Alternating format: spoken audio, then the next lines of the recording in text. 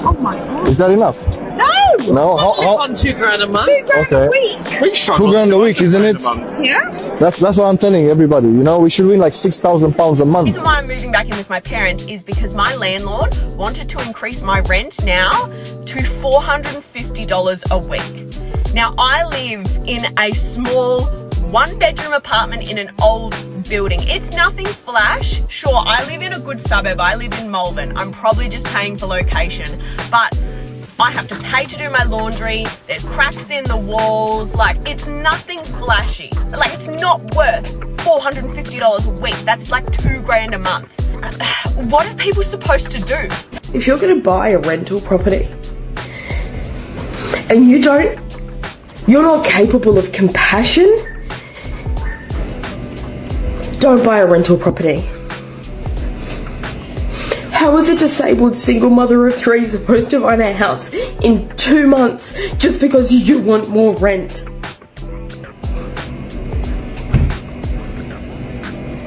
There's a fucking rental crisis. People with jobs and money are having to camp in parks and live in their car. I pay my rent. I look after this house.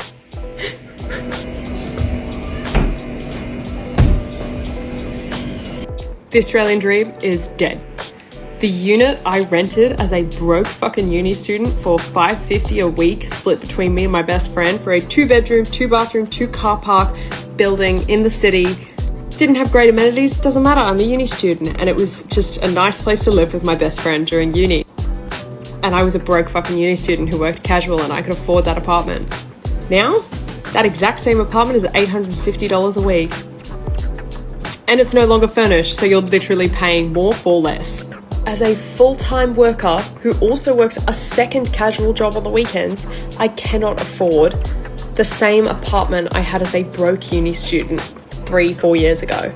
Young professionals in Toronto can't afford to live here anymore. Those making $60,000 to even $120,000 say they'll likely have to leave. A person would need to be making over $200,000 per year to be able to afford an average home in the city. For many young people in Toronto, most of their money goes to survival and not much else. The average prices of some common food items have doubled or even tripled in the last 2 decades. Not to mention, gas has even more than doubled in price in Toronto in that time. The reality is Canadians, and especially people in Toronto, are spending more on essentials. As prices have risen, income has not. It's why experts say many will be or have already been forced to leave. I can't afford my rent and to enjoy my life at the same time, and I think it's pretty fucked. My friends are homeless, they're couch surfing. Oh, we had an increase of $100 weekly. I was relieved that it was only 12%, and that is just crazy. Here in Town Hall today at a rent rally to ask people why they're here and what they would like to see change. So my landlord, they've already paid off their mortgage. They're not actually facing any increased interest rates, but they just decided, oh, well, the property market says that I can increase your rent, and what are you going to do? I got evicted for no grounds a couple of years ago, and it took me 2 months between getting kicked out of that house and finding a new one. I was contacted yesterday by someone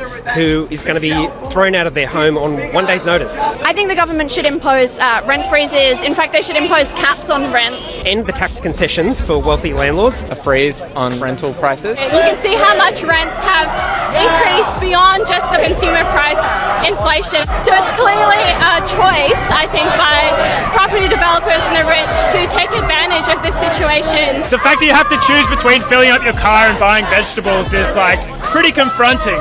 I'm 35 years old. I'm sleeping on a mattress on the floor at my friend's place because it's impossible to get a rental or it's way too expensive. And my only options are sleep in my car, sleep on the floor at my friend's house, or try and find a room in a share house if I can afford it, if there's any available. Knowing my luck, I'll end up with some fucking weirdos. How are those my only options? How are those the only options of many Australians right now? Before anyone says, you're 35, why don't you own a house? I did own a house in my 20s. I owned a house with my ex for 6 years. We bought at a good time in 2012. Then we split. He paid me out. It wasn't enough to then go and buy another property. So I think I'm just going to have to start applying for rentals, like 1-bedroom apartments. I don't mind living in a tiny 1-bedroom apartment, but having to pay $500 a week is fucked. I earn an average wage, but I can't afford that. If you're planning to move to Australia, I believe it's important for you to know that Australia is in the middle of housing and cost of living crisis. I don't usually talk about this because it's really stressful, but I think it's important for you to know and consider this before you make any decision. The cost of goods are going up because of inflation, but what's hurting the most is the endless interest rate hikes. Whether you're paying a mortgage or rent, the interest rates went so high that people are paying more than $1,000 a month on their mortgage repayments or their rent. At the start of 2022, we were paying $3,600 a month, and now we're close to paying $5,000 each month on our mortgage repayments. And there's a lot of us who are on the same boat. Even landlords are unable to keep up that they need to increase their rental fees. Hearing stories of people who are now paying $300 more a week on their rent. $300 a week, that's $1,200 a month. God. Whilst some people are able to manage this crisis, some are unable to and are forced out of their property. I don't mean to stress or scare you, I'm just telling you the current situation, so before you go here, please do your research and secure your accommodation if you can. If you can stay with a friend or a family member, that would be good because it's very hard to find a rental property, especially near the city, and it's very expensive. I hope you like this content and I hope you're not confused. $21 an hour working 40 hours a week. This woman says she gets paid $21 an hour and she still cannot afford to live in Ontario. That's pretty sad. And that's pretty much anywhere you go in GTA right now. You have to live literally somewhere in some farmland 2.5 hours from Toronto to maybe get a basement apartment to live. Recently I saw a post that said Canada is the second best country to live in. Yeah, tell this girl that. We need to make Canada affordable again. And now winter is coming, and oof, if more people get kicked out of their houses and shelters are gonna be full, it's gonna be a fucking nightmare. The government won't do shit. I guess one solution is to learn French, and they're a little cheaper right now, so I'm coming to rent your apartment. I'm nearly 27 years old, and today I am moving back in with my parents. This is not the plan I had for 27-year-old me, but that is just how bad the rental crisis is at the moment. I've been living on my own for the last 3 years. When I first started living on my own, I was paying $280 a week in rent. It was actually kind of fine to pay rent on my own, and I've never had like an outstanding salary. The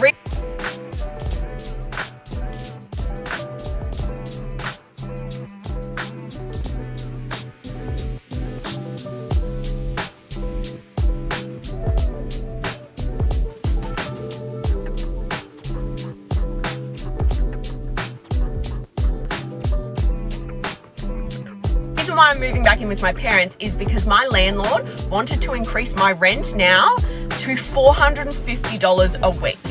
Now, I live in a small one-bedroom apartment in an old building. It's nothing flash. Sure, I live in a good suburb. I live in Melbourne. I'm probably just paying for location, but I have to pay to do my laundry. There's cracks in the walls. Like, it's nothing flashy. Like, it's not worth $450 a week. That's like $2,000 a month. What are people supposed to do? I'm so lucky and I'm so grateful that I can move back in with my parents, but not everyone can do that. So what's your alternative? Like, you're homeless? The thing that really grinds my gears is that I am 99% sure that my landlord does not have a mortgage on this place, so that can't even be an excuse for landlords on here. She's owned this place since about 1980, and I know for a fact she has 2 investment properties. So she's just making money off what she can from the market. And I was like, there is no way I can afford this. And I have been an outstanding tenant, like outstanding.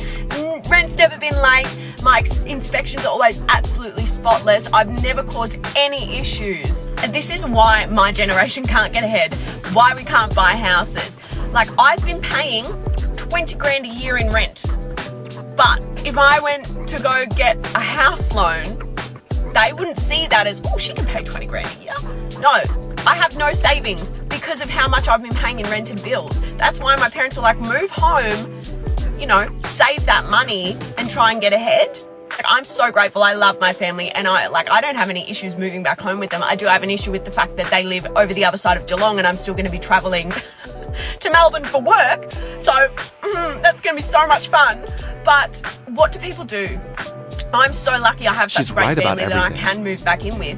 But what's the alternative? Homelessness? Like, the government really needs to get on top of this, because honestly, the state of the rental market at the moment is absolutely fucked.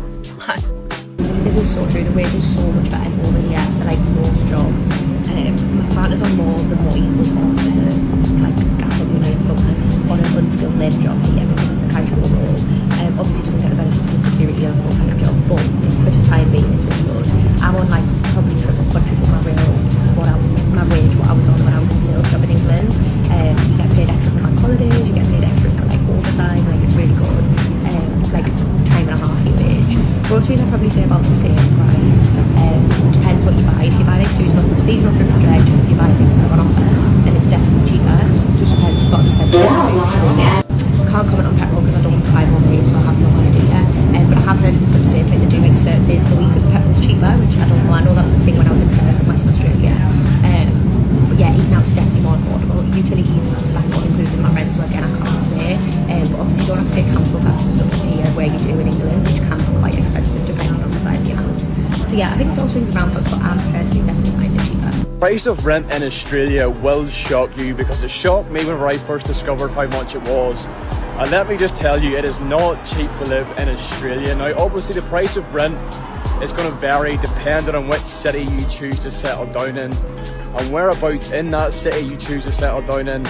I personally live in the eastern suburbs of Sydney. I appreciate that Sydney is one of the more expensive parts of Australia, so the figures I am going to give are based off what I've experienced here in Sydney, but I do have mates that live in Melbourne who live in Perth, and they have said that rent prices are much of a muchness. They are somewhat cheaper in those two cities compared to Sydney, but there might be $50, $75 in the price. So living in Sydney, I would personally say, do not expect to pay anything less than $300 a week. And if you were to find anything at $300 a week, I think it would be an absolute miracle.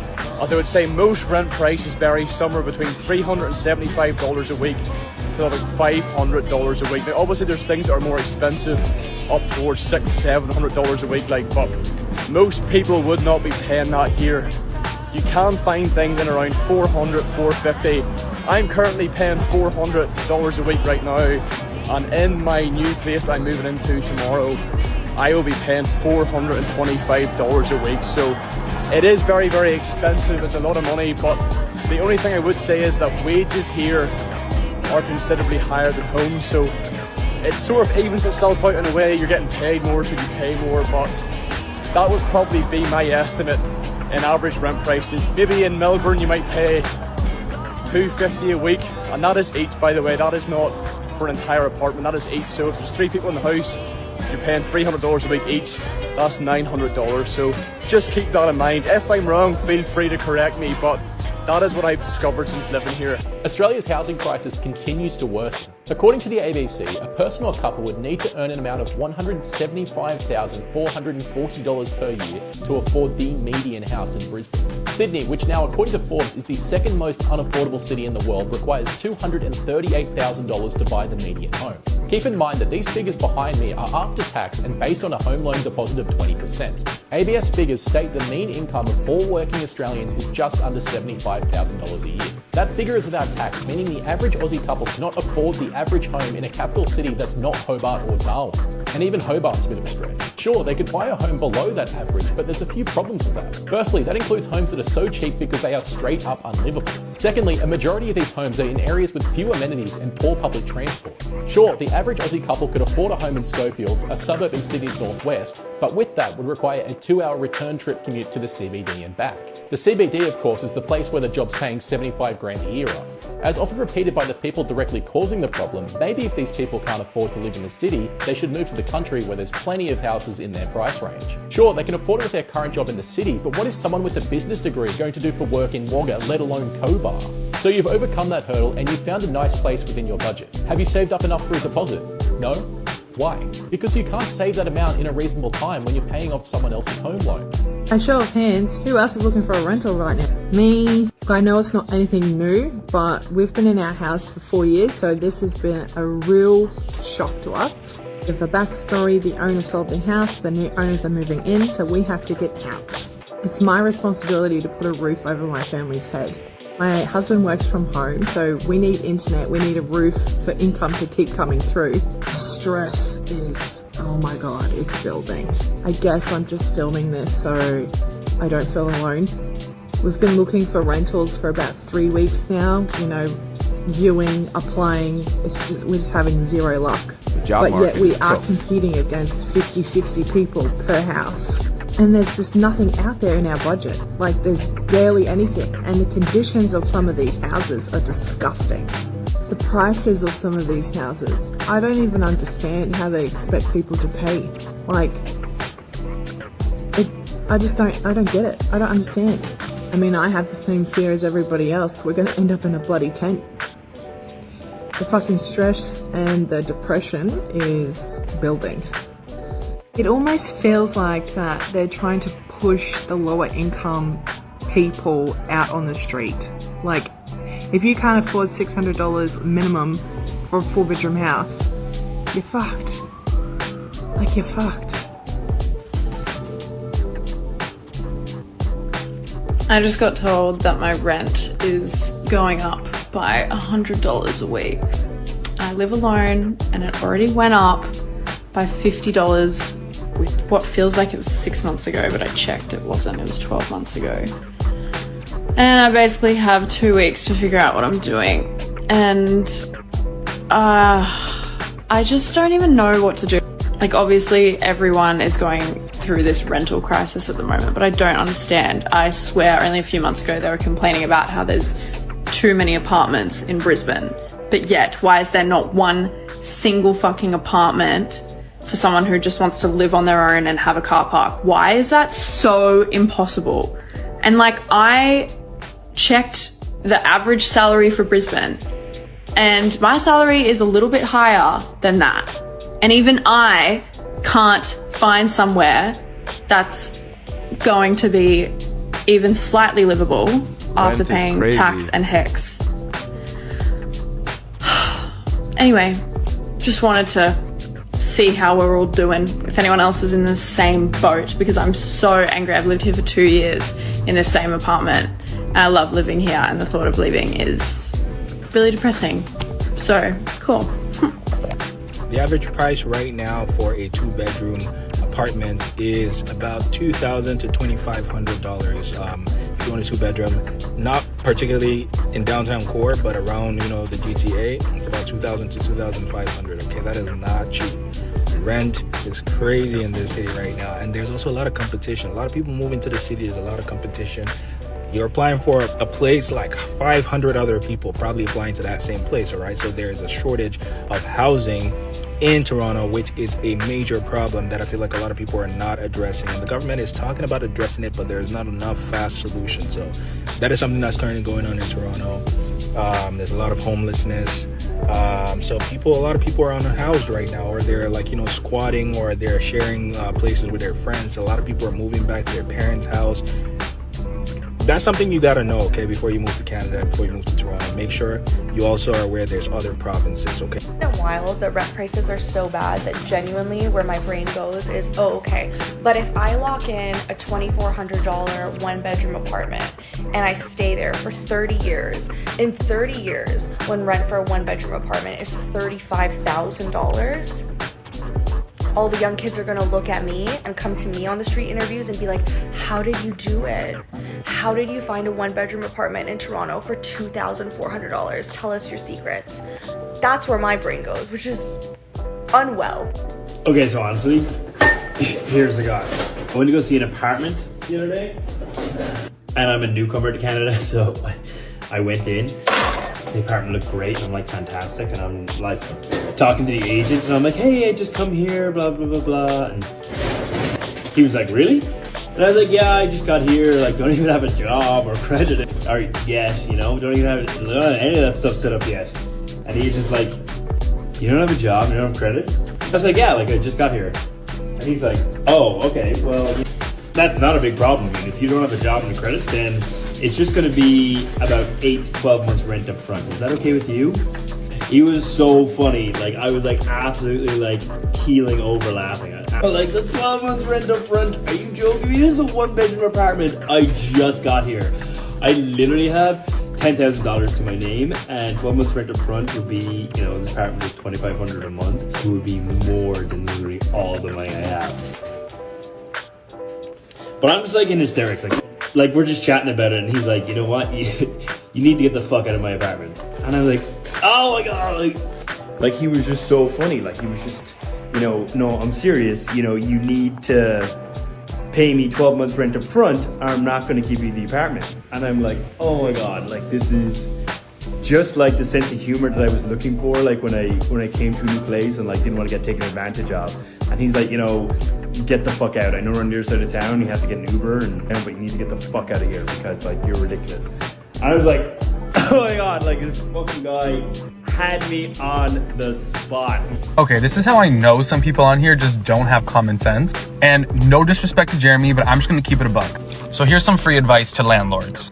If you have a tenant that is paying rent on time, you have a good relationship with them, they're quiet, they don't make any fuss or fuss, why would you increase their rent by an absurd amount and force them out basically?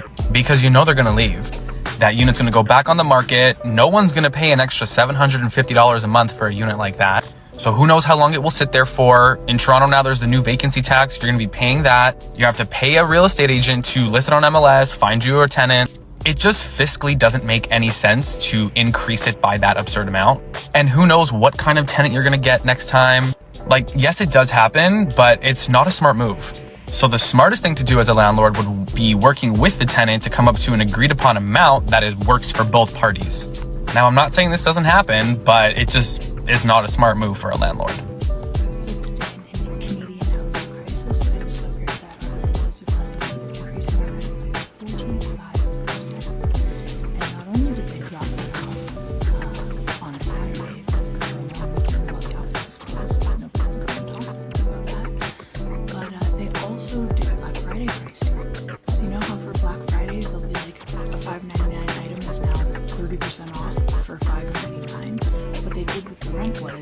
This is the rent, but on a 12-month lease, you save this much. And this is the rent, but on a 6-month lease, you save this much. And it's like, those are just the prices you were planning on charging, and you're just phrasing it that way to try to make it seem like you're doing it when you're raising your rent by 45 freaking %. So now we're apartment hunting, and they're giving away a lot that's even less expensive. But like, I just got a job, and now I'm moving to a different part of the city. So my entire For You page at the moment is Australian rental crisis. Don't mind me, I'm just sitting here at the servo, stress eating. It's made me think. Last year my rent was increased by $40 per week, which is completely fucking outrageous when all of the years that I'm a long-term renter, and all of the years before that my only rental increase was by $10 after like 3 years in, and like whatever, okay, $10, no big deal. $40? Not fucking cool. Another thing that I'm noticing on my For You page is people saying that basically the real estate agency Ray White are convincing their landlords to boot out all of their long-term renters and jack up the price of the rent. Guess who I rent with? They haven't been Ray White for that long though. They were an independent real estate and they've transitioned over to Ray White. And that scares the fuck out of me. You know what else scares the fuck out of me? The fact that as a long-term renter, my lease came up for renewal recently. I've signed it already, but it wasn't up for renewal until March. Anyway, they've only offered me 6 months. I'm a long-term renter. I've lived in this place for like 8 or 9 years. And now I'm only being offered 6 months? Like, this is gonna be a fucking joke. When my rent did go up by the $40 a week, we tried to like do like a counter offer going, hey, maybe we can afford $25 a week, maybe even 30, 40 is ridiculous. And they're like, oh no, sorry, we're not gonna negotiate with you now because you took too long to get back to us. It's like, yeah, because I was literally crying for days, thinking I could potentially end up homeless because I'm not gonna be able to afford this increase. Like, what the actual fuck is going on? I used to look at real estate, like rentals around me, just like out of curiosity, see what's around, like, oh, maybe I'll move. Can't be fucking bothered to move. But anyway, I did that for the first time in a couple of years yesterday, and I was absolutely fucking blown away by what is available. Like, one room in a share house for the amount that I'm paying for my entire fucking 2-bedroom house with a study. For a fucking room in a share house, you have to be kidding me. What is going on?